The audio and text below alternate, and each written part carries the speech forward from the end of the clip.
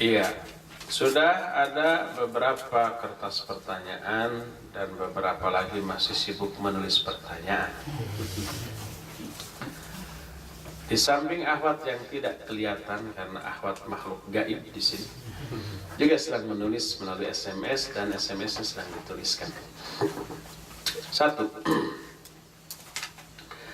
Jika seorang wanita ingin menggunakan cadar demi terhindar dari fitnah, sementara dia memegang dalil cadar yang sunnah, bukan wajib, apakah dia bisa tetap bebas buka tutup cadar?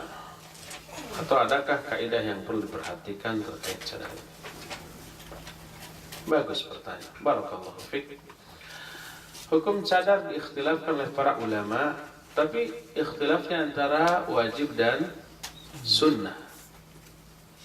Tidak ada yang menyatakan mubah, apalagi makruh, apalagi haram. Antara wajib dan sunnah. Yang mewajibkan zaman-zaman dahulu ya Syekhul Islam sampai mau mengarang sebuah kitab khusus yang berjudul Hijabul Mar'ah wa Libasuha fis Shalah. Dulu kitab ini sudah saya terjemahkan, tapi entah kemana tuh, dicetak enggak gitu ya oleh penerbit itu. Sebab saya nggak lihat beredar. Capek-capek sudah sih dibayar, mentang-mentang sudah dibeli, tapi sayang nggak manfaat bagi umat. Judulnya adalah Hijabul Mar'ah wa Libasuha fis Shalah, Syekhul Islam Ibn Taimiyah. Itu penggalan dari Majmu'ul Fatawa. Beliau di sana mewajibkan. Demikian juga Imam Ibnu Qayyim Al-Jauziyah. Ulama-ulama zaman Kiwari, termasuk murid-murid ya Imam Adz-Dzahabi, ya Imam Ibnu Katsir, itu mewajibkan cadar, menutup wajahnya. Abu Ubaidah As-Salmani juga mewajibkan. Al-Imam Ibnu Hajar juga mewajibkan. Ulama-ulama zaman Kiwari, ya Syekh bin Baz, Syekh Al-Utsaimin, ya Syekh Al-Bassam, dan ulama-ulama Saudi lainnya mewajibkan. Syekh Al-Utsaimin menyusun risalah kecil yang berjudul Risalatul Hijab. Ini juga sudah saya terjemahkan dan juga tidak diterbitkan. Adapun yang menyatakan sunnah di antara Syekh Al-Albani rahimahullah di dalam kitabnya Hijabul Mar'ah Muslimah. Walaupun beliau menuai banyak kritikan, di antara ada Syekh Humud At-Tuwaiziri rahimahullah. Tapi kritikan itu mendorong beliau untuk menelaah kembali lebih dalam. Lahirlah kitab kedua dengan judul yang sama. Beliau mengatakan semakin saya menelaah, semakin yakin ini tidak wajib, tapi sunnah. Walhasil mengikhtilaf. Ikhtilaf para ulama tidak boleh dijadikan sebagai penyebab kita bertengkar atau berpecah belah. Sikap kita pelajari kedua-duanya dengan dalilnya secara insaf, secara objektif, secara adil, secara seimbang, dengan niat yang ikhlas. Ambil pendapat yang menurut kita lebih kuat dalilnya dan ihtiram, menghormati, menghargai pendapat yang tidak kita ambil dan orang-orang yang berbeda pendapat dengan kita. Akhwat yang meyakini wajibnya cadar silakan pakai, tapi ihtiram kepada yang tidak pakai. Akhwat yang meyakini sunnahnya cadar lalu umpamanya dia memutuskan tidak menutup wajah, silakan dan tetap ihtiram kepada orang yang bercadar. Masing-masing saling menghargai. Kalau ada akhwat setelah menelaah secara objektif meyakini sunnahnya, lalu untuk menghindari fitnah karena dia cantik umpamanya, dia tutup wajah, bagus luar biasa. Minimal bisa menghindarkan orang dari maksiat karena menatap wajahnya. Tapi karena berpendapat sunnah, suatu saat dia buka, ya boleh, nggak apa-apa, nggak masalah. Tidak tergolong munafik, enggak, karena dia berpendapat sunnah. Ya, maka dibolehkan bagi akhwat yang seperti itu. Wallahu a'lam. Berapa hari batas waktu seorang bisa dikatakan kondisi safar sehingga boleh dikosor sholatnya? Misal orang yang berasal dari Indonesia bersekolah di Jepang selama 2 tahun, apakah periode 2 tahun ini dianggap safar sehingga lebih utama dikosor terus? Enggak, itu sudah mungkin. Kalau kita bepergian ke suatu negeri, suatu kota, dan kita sudah pasti tinggal di sana dalam rentang waktu tertentu, berarti kita mungkin. Ada tugas sekolah atau pendidikan 3 bulan. Di sana mungkin. 4 hari pertama, Syekh bin Baz menyatakan boleh dikosor. Selebihnya adalah mungkin. Kecuali kalau kepergian kita ke tempat itu belum jelas, belum pasti, bisa sehari, bisa 2 hari, bisa seminggu, bisa 2 bulan, bisa setahun gitu ya. Belum jelas. Karena misi kita negosiasi dengan beberapa pihak. Tergantung lawan negosiasi kita. Bisa sehari beres, bisa seminggu, bisa sebulan, bisa setahun. Kalau belum jelas seperti itu, selama itu safar. Sebagaimana Nabi SAW pada waktu perang Tabuk, 36 hari terus dia dikosor. Kenapa? Karena belum tentu ini perang ini kapan berakhir, gitu kan? Walaupun perangnya nggak jadi, cuma ngepung saja. Tapi belum pasti kapan berakhir. Maka selama itu kemudian dikosor. Wallahu a'lam. Jadi yang sudah jelas di sini 2 tahun ngambil S2 umpamanya atau sampai S3 jadi 5 tahun itu mungkin di sini.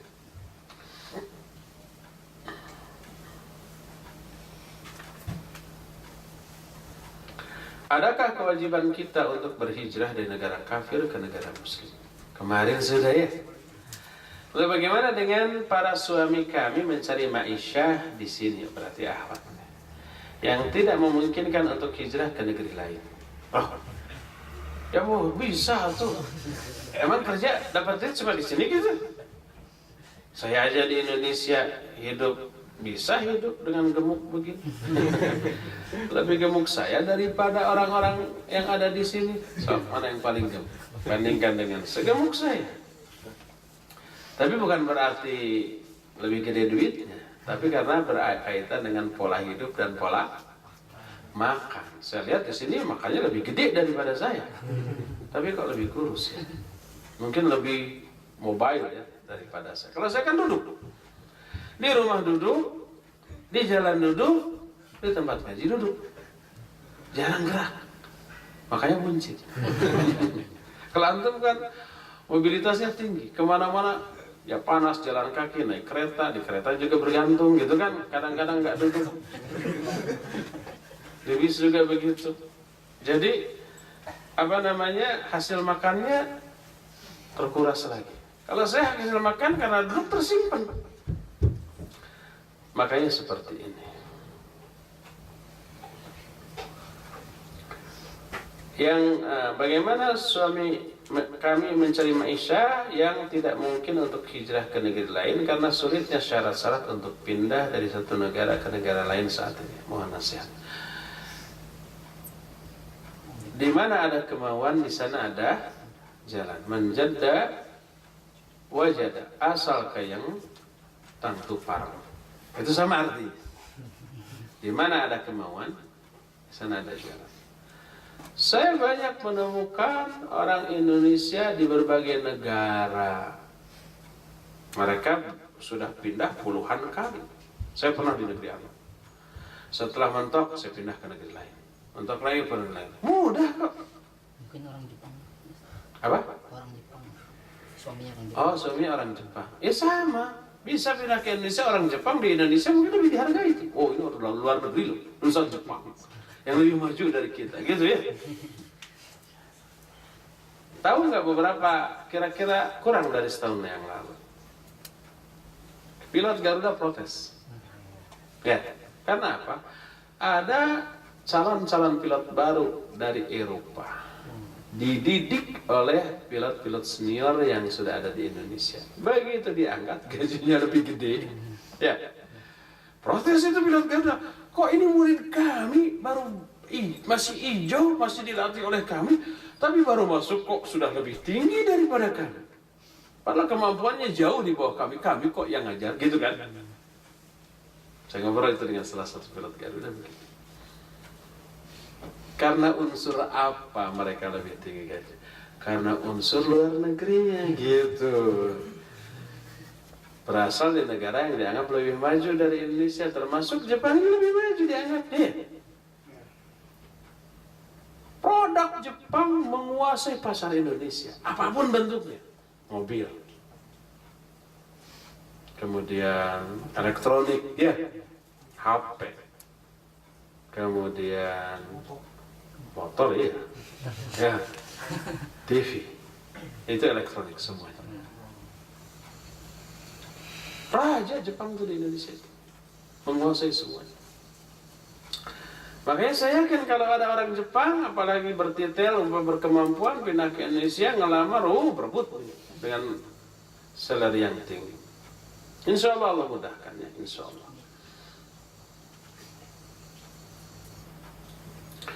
Bagaimana pandangan Islam tentang orang-orang yang melakukan perusakan terhadap tempat-tempat maksiat? Kita sering memaki-maki cara-cara mereka. Padahal kalau tidak dilakukan semacam itu, bukankah azab Allah akan mengenai kita? Walaupun di zaman Rasul SAW tidak demikian, hanya melakukan dakwah tauhid. Hal itu apakah masih bisa diterapkan? Atau penghancuran tempat maksiat itu lebih tepat? Karena di zaman sekarang dakwah tauhid sudah mudah didapatkan. Kata siapa mudah didapatkan? Susah. Maksudnya tauhid yang benar. Kalau tauhid yang ngaco ya banyak. Pertama, murru an-nasa al-ma'rufa bil ma'ruf wanhauhum 'anil munkar bi ghairi munkar. Perintahkan manusia untuk berbuat baik dengan cara yang baik dan larang mereka dari kemungkaran dengan cara yang tidak mungkar. Penghentian dan pelarangan tempat maksiat, wewenang dan tanggung jawab ulil amri. Kalau umpamanya sesama warga, maka sama saja dengan seseorang berzina dihukum oleh sama warga dengan rajam tanpa melalui proses pengadilan. Pencuri ketangkap langsung dipotong oleh sesama warga tanpa melalui proses pengadilan. Maka zalim. Mereka bukan wewenangnya untuk itu. Oleh karena itu, maka itu wewenang dan tanggung jawab penguasa. Kalau penguasa dia bahkan bersandiwara, teriak-teriak di media, terlarang, nggak boleh, gerbek gitu ya. Semalam ditutup, besok buka lagi. Karena umpamanya mungkin ada kong kali kong jadi bangkong di belakang gitu ya. Yaitu dosa penguasa. Adapun kita nggak bisa karena kekeliruan, kerakusan para penguasa tersebut mendorong kita mengambil alih wewenang mereka, diserbu, dihancurkan dan seterusnya. Kita berdosa. Nah tadi sudah ditemukan di zaman Rasulullah SAW umpamanya di Mekah, ya banyak seluruh kemungkaran ada, perzinahan ada, mabuk, judi, riba, bunuh-bunuhan, musuh-musuhan banyak. Tapi fokus dulu kepada tauhid. Setelah tauhid tertanam, dengan sendirinya tanpa harus diborak-balik, tanpa harus diporak-porandakan, mereka menghentikan sendiri. Ketika para sahabat lagi gandrung-gandrungnya mabuk, turun ayat yang melarang.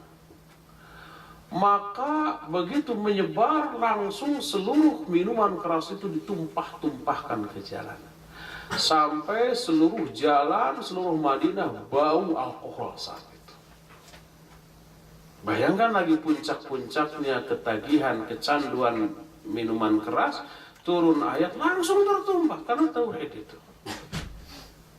Oleh karena itulah, maka al-ghayah la tubarrirul wasilah. Tujuan tidak menghalalkan segala cara. Karena tujuannya baik memberantas kemungkaran, maka semua cara dihalalkan, nggak bisa. Tujuan yang baik harus dicapai dengan cara yang baik pula, ya. Allahu a'lam. Apa hukum taruhan dalam olahraga? Judi haram, tidak boleh. Baik taruhannya dengan uang, dengan makanan, atau dengan jasa. Siapa yang kalah bersihin WC saya. Yang kalah harus bersihin WC yang menang. Itu jasa kan? Yang kalah harus menggendong yang menang. Itu jasa. Itu judi. Menggendongnya haram. Bersihin WC-nya haram.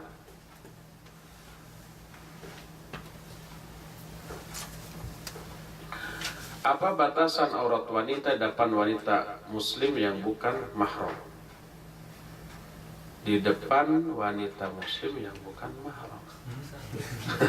Saudaranya. Apa batasan aurat wanita di depan wanita muslim yang bukan mahram? Iya, wanita muslim. Iya, bukan muslim. Ya artinya tetangga gitu ya. Sama baik yang mahram ataupun non mahram sama. Di hadapan adik, di hadapan ibu, di hadapan kakak, di hadapan anak yang sudah dewasa, nggak boleh. Umpamanya cuma seperti mau berenang, nggak boleh. Di dalam rumah kayak mau berenang. Oh, ini kan saudara. Tetap walaupun saudara nggak boleh. Ini kan ibu saya. Tetap nggak boleh. Ada saudaranya laki-laki, apalagi ada ayahnya, nggak boleh seperti itu. Jadi sebatas memperlihatkan rambut, ya, lehernya, kemudian sikutnya, kemudian lututnya diperbolehkan di hadapan sama wanita yang muslim. Terkait dengan pertanyaan yang perjudian tadi, misalkan ada sebuah turnamen begitu, kita berpartisipasi, kemudian kita menyumbang uang untuk partisipasi, kemudian pada akhirnya ada hadiah, apakah itu termasuk judi juga? Iya. Bagaimana kalau ada semacam event gitu ya, dalam rangka mengakrabkan warga di sekitar kita, di lingkungan komunitas tertentu. Tidak dalam rangka ulang tahun sesuatu, seseorang, ormas, negara atau apapun. Tapi kalau dalam rangka sesuatu yang terlarang, maka keterlibatan kita menjadi terlarang juga. Dalam rangka ulang tahun si anu, adakan perlombaan, hadiahnya anu, maka nggak boleh. Walaupun bukan judi umpamanya, tidak ada bayar-bayar, hadiahnya dari orang yang berulang tahun umpamanya, maka tidak boleh. Karena apa? Karena dalam rangka sesuatu yang secara syar'i terlarang. Nah, sekarang anggap saja event itu tidak dalam rangka apapun, tapi hanya diadakan untuk apa? Seperti Idul Adha. Idul Adha di zaman Nabi SAW, ya, diramaikan dengan perlombaan berkuda, perlombaan memanah, perlombaan pedang, gitu ya, tapi nggak sampai mati, mungkin dengan kayu kayak gitu, untuk meningkatkan skill para sahabat di medan perang nantinya, ya. Ya, itu semestinya seperti perlombaan Agustusan itu diadakannya pas Idul Fitri atau Idul Adha. Itu bagus, meriah, syiarnya nampak, tapi yang bermanfaat. Nah, sekarang bagaimana kalau itu semuanya ada hadiah dan biaya untuk hadiah tersebut dari seluruh peserta? Apakah ini termasuk judi? Iya. Karena apa? Karena seluruh orang yang daftar mengharapkan apa? Hadiah yang lebih besar daripada bayaran yang dia bayarkan untuk mengikuti perlombaan itu. Alangkah lebih baiknya kalau ada donatur untuk itu. Hadiahnya dari si donatur tersebut. Itu lebih baik daripada atau boleh semua sumbangan, mau ikutan mau tidak, pokoknya ikut nyumbang. Dan siapapun boleh ikut, maka dibolehkan, karena tidak ada unsur yang tadi, unsur taruhan. Karena sumbangan itu dari siapapun, termasuk dari orang yang tidak ikut. Bahkan orang yang ikut mungkin karena nggak punya, nggak nyumbang gitu ya, maka nggak apa-apa. Wallahu a'lam. Bagaimana rumah tangga yang suaminya punya kebiasaan buruk? Pulang kerja nonton TV, tidak mengurus anak. Sudah dinasihati oleh istri, tetap seperti itu. Dan tidak ada keinginan untuk berubah. Haruskah istri bertahan? Ya, sabar. Karena apa? Karena semua itu sunnah bagi suami. Suami kewajiban utama mencari nafkah. Ngurus keluarga, ngurus anak, itu tanggung jawab istri. Ya.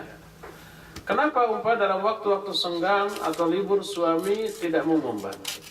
Salah satu pertimbangannya mungkin recovery tadi, baik fisik ataupun psikis. Refreshing, dia harus pemulihan setelah tenaga dan stamina terkuras pada waktu-waktu kerja. Nah, recovery-nya itu waktu itu, makanya istirahat dengan cara seperti itu. Dia ingin mungkin membantu istri, tapi kalau membantu istrinya capek, besoknya kerjanya bisa ambruk dia. Ini yang harus dimaklumi oleh istri. Mungkin si suami itu berbuat demikian dalam rangka seperti tadi. Dia butuh pemulihan, baik fisik ataupun psikis. Dia butuh istirahat untuk mengembalikan kembali stamina yang sudah terkuras pada hari-hari kerjanya. Hari liburnya kalau juga harus membantu istri memasak, mengepel, menyetrika, memandikan, mengurus anak, ya dia bisa ambruk. Tidak ada masa untuk pemulihan bagi dia. Maka istri sabar. Itulah ladang jihad istri. Bayangkan oleh istri, suami ketika bekerja di luar itu terkuras semuanya loh. Sudah capek. Capek apanya? Semuanya. Ya pikirannya, ya fisiknya, ya psikisnya. Seperti itu. Kebanyakan istri mungkin menganggap ketika suami pergi, oh itu senang-senang. Nggak capek, enak, duduk gitu ya. Seperti itu. Jadi pas pulang, nah ini nih anak silakan, giliran. Saya seharian ngurus. Sekarang bapaknya datang nih, ya seperti itu. Tuh, tadi saya sudah ngepel, sudah nyuci sebagian, nah tinggal cuci piring kotor tuh. Ini bagian bapak. Saya seharian lah kerja di sini. Seolah-olah dalam pandangan istri si suami itu santai, piknik, senang-senang di luar. Enggak. Mereka, para suami melakukan tugasnya mencari nafkah dengan cara seperti itu. Begitu pulang, mereka butuh istirahat, butuh pemulihan. Jadi apa boleh buat akhwat? Itulah ladang jihad akhwat. Yang suami mungkin lebih berat di luar daripada di dalam. Oleh karena itu kalau suami sudah di luar kerja, sampai di rumah disodori lagi pekerjaan, aduh payah. Bisa-bisa dia dalam hatinya, aduh saya menyesal pulang cepat ya. Lebih baik lembur aja lah daripada pas ke rumah disuguhi cucian kotor, anak yang belum mandi, belum diajarin PR untuk besok. Kapan saya istirahat? Sabar akhwat, bertahan, dan itulah ladang jihad seorang ibu di rumahnya. Yang pahala yang diperoleh dari itu sama dengan pahala jihad fisabilillah sebagaimana yang sudah dijelaskan pada 2 hari yang lalu ya. Di sanalah pahala banyak melimpah bagi akhwat, di sanalah dosa dengan kadar yang banyak akan berguguran, dan di sanalah ladang untuk memancing dan mengundang kecintaan suami dan anak-anak. Apa boleh menghadiri kajian yang membahas Quran dan Sunnah yang disampaikan oleh orang ustadz yang belum memahami Islam dengan pemahaman sahabat? Coba aja, nggak akan saya jawab boleh tidaknya. Dia ambil Quran, ambil hadis, lalu dia memahami Quran dan hadis bukan dengan pemahaman sahabat, tapi dengan filsafat, dengan disiplin ilmu lain yang bukan alat untuk membedah Quran Sunnah, atau dengan otaknya. Apa yang terjadi? Salah pemahaman. Tapi kita karena kebodohan tidak menyadari itu salah. Di sana benar, oh ini benar, ini ayat yang dijelaskan. Ayatnya pasti benar ya. Apanya yang salahnya? Penjelasannya. Karena tanpa ilmu. Bukankah kita punya akal? Betul. Tapi akal bukan alat untuk membedah Quran dan Sunnah. Contoh, HP. Kita punya akal. Bisa nggak akal saya menerangkan kenapa HP ini bisa ngomong? Bisa dipakai sebagai alat komunikasi dengan orang yang berada di tempat yang sangat jauh. Padahal saya bukan punya akal. Bisa nggak akal saya dijadikan alat untuk memahami ini? Nggak bisa. Dipaksa, pokoknya coba, kamu akalmu kemana? Coba. Paling jauh saya akan berpikir, oh kenapa suara saya bisa sampai ke sana? Mungkin dibawa oleh jin. Lalu oleh jin diteriakin ke sana dengan suara yang menyerupai suara saya, paling begitu. Akal bukan alat untuk bisa memahami HP. Lalu bagaimana caranya agar HP ini bisa terpahami? Gunakan akal untuk mempelajari dulu ilmu tentang teknologi komunikasi. Belajar dulu di TB umpamanya. Jurusan apa? Informatika apa? Telkom umpamanya. Nah, setelah akalnya dijejali dengan ilmu itu, baru bukan hanya bisa menerangkan, bisa bikin pabriknya. Kan gitu ya? Akal yang kosong dari ilmu itu nggak bisa jadi alat langsung untuk memahami HP. Coba umpamanya, saya atau kita semua punya akal. Coba terangkan bagaimana pesawat yang ribuan ton bisa terbang, kecepatannya tinggi, mengarungi jarak yang ribuan kilometer. Sementara kita yang cuma puluhan kilogram, loncat sedikit aja jatuh. Bisa nggak akal kita memahami itu tanpa mempelajari teknologi mesin pesawat terbang? Nggak bisa. Kalau dipaksa, pokoknya coba kamu berusaha untuk memahami bagaimana kapal bisa terbang. Paling bawah kayaknya dipangku oleh jin tuh. Kan begitu ya? Nggak nyambung. Bagaimana caranya agar bisa menerangkan? Otaknya dijali dulu dengan ilmu tentang itu. Baru bisa menerangkan, bahkan mungkin bisa buat pesawat. Begitu juga Quran Sunnah. Jangan gunakan otak akal kita langsung memahami Quran Sunnah. Bagaimana caranya agar bisa memahami Quran Sunnah dengan akal kita? Akal kita jejali dulu dengan ilmu tentang Quran Sunnah. Ilmu syar'i, ilmu tafsir, ilmu hadis, ilmu bahasa, ilmu semua ilmu yang dibutuhkan untuk memahami. Baru setelah akalnya dipenuhi dengan ilmu itu, ya, jadi bukan akal yang menjadi alat untuk memahami Quran Sunnah, tapi ilmu alat itulah yang harus dipahami oleh akal. Logis nggak penjelasannya? Logis, masuk akal. Bahkan tidak logis kalau setiap orang bebas memahami ayat masing-masing dengan otak yang kosong. Nggak masuk akal, nggak logis. Masa orang bodoh disuruh untuk memahami secara bebas semau-maunya? Jangankan urusan agama, urusan dunia, urusan kesehatan aja. Kalau berisiat tanpa ilmu tentang kesehatan, keliru. Saya ada pengalaman. Ketika saya kecil, saya punya paman, rahimahullah. Saya mungkin masih TK 2 tahun, 3 tahun gitu ya, diasuh oleh paman saya. Paman saya punya borok di kaki. Basah, kata orang Sunda, jiih. Jiih itu lukanya basah. Ke dokter, nggak dikasih salep karena basah. Dikasih tablet, nih makan 3 kali sehari. Si paman saya ini sebelum makan mikir dia, apa hubungannya borok dengan tablet? Dia mikir kayaknya dimakan, kandungan tablet disebar ke seluruh tubuh, diantaranya ke yang borok itu mungkin diperbaiki dari dalam gitu. Dia mikir, pertama prosesnya lama. Kedua nggak fokus karena disebarkannya ke seluruh tubuh kan. Akhirnya dia mikir, oh kalau begitu udah aja ini tablet dibubukkan lalu ditaburkan langsung ke lukanya. Langsung tuh fokus dan cepat gitu ya. Akhirnya nggak dia minum itu. Dia istihad dengan otaknya sendiri tentang masalah kesehatan. Jadi setiap datang waktu berobat, dia tumbuk, dia taburkan. Sudah gitu. Sampai habis. Sembuh enggak? Enggak. Tambah parah. Datang lagi ke dokter. Kok dokter enggak sembuh? Obatnya habis?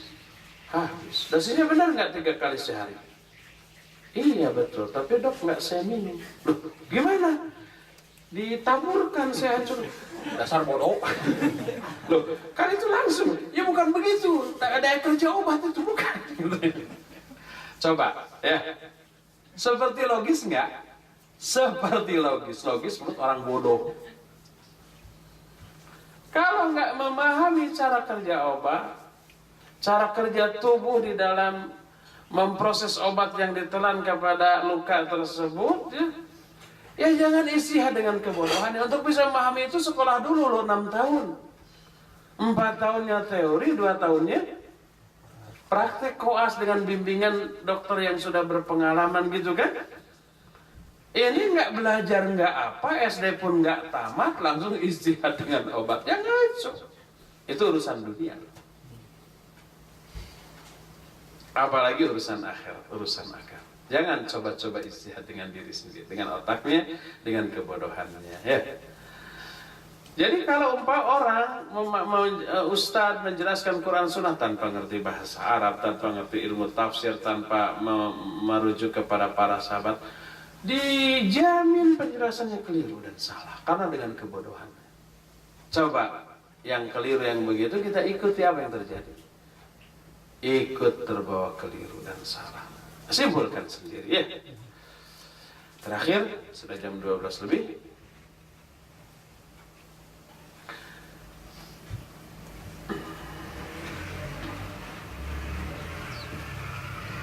Apakah curhat tentang seseorang, baik itu tentang kebaikan maupun keburukan seorang, itu termasuk ghibah? Ghibah itu kalau isi pembicaraannya tidak disukai oleh yang bersangkutan. Kalau disukai, nggak apa-apa. Tapi kalau tidak disukai, maka itu ghibah. Ya, itu ghibah. Termasuk curhat.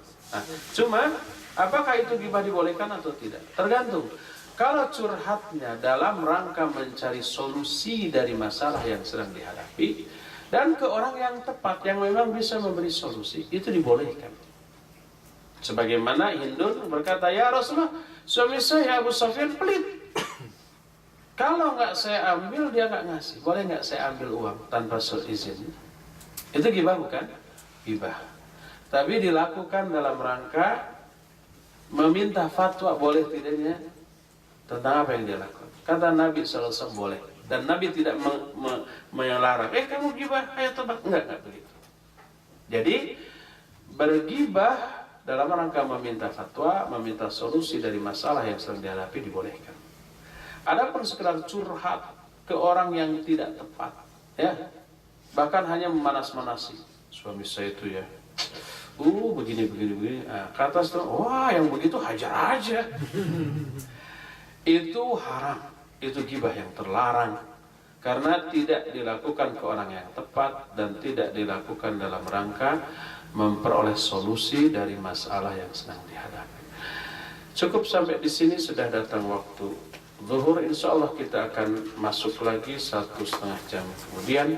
Subhanakallahumma bihamdik, asyhadu an la ilaha illa anta, astaghfiruka wa atubu ilaik. Alhamdulillahirabbil alamin. Wassalamualaikum warahmatullahi wabarakatuh.